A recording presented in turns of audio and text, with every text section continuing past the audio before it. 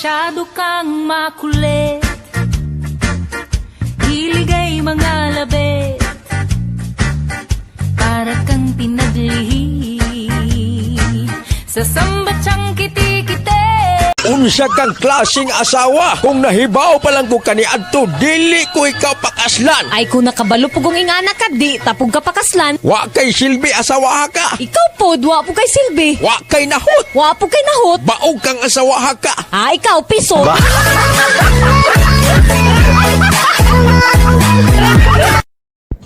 Kung di mo kaya makontento sa isa, gawin mong 7 para 1 linggong pag-ibig. Mga lalaking anong di makontento, o sa kabayi gusto gyud duha tulo. Kalabanan baya sa mga babairo, patig na unya dili gwapo.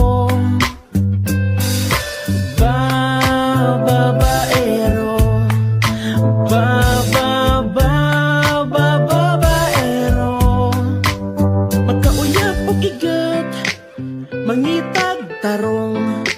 Magkauyab og tarong, mangita og igat.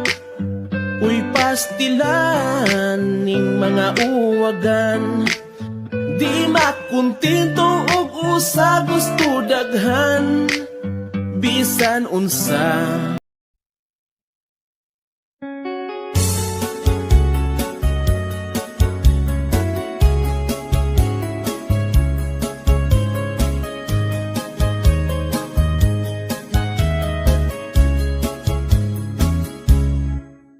Inday pagminyo na, kay hapit na ka 40.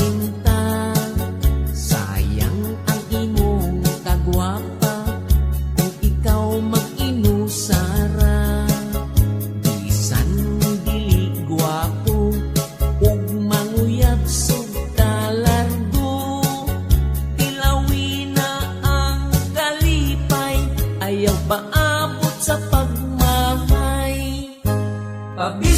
Pabisbis na inday, uga nga ang tapay. Ayaw na pagdugay-dugay. Sabi ko sa aking sarili,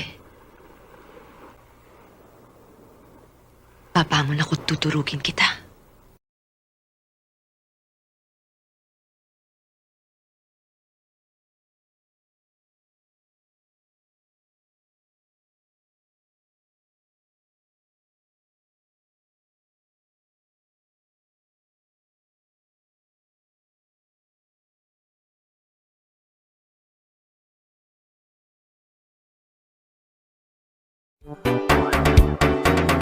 Ang babaye nga bigaon, baho kaayog bisong.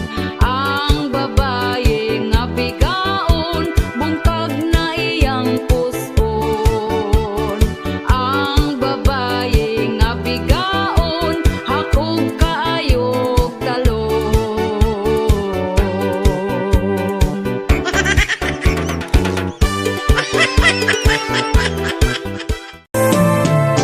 Nahunong nagunog nahunlag ang akong himaya. Nahunong nagunog nahunlag sa imong pagbiya.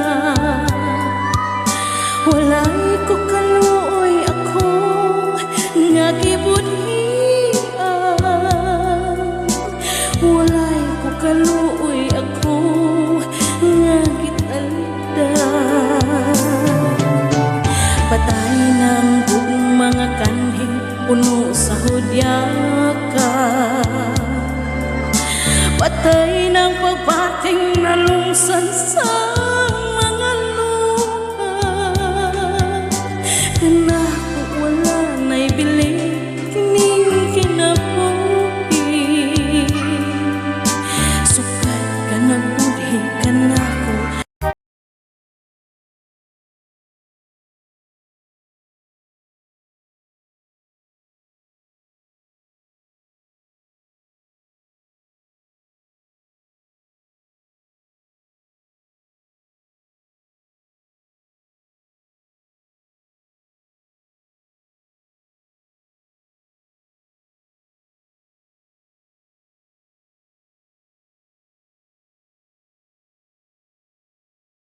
manguyab bisag manggungis pa kuno iyang edad.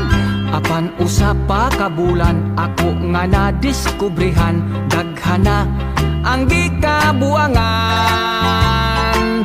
Ang gugma kun imong matilawan, makasuway ka gani magsigi na lang, di na gyud kumuusap,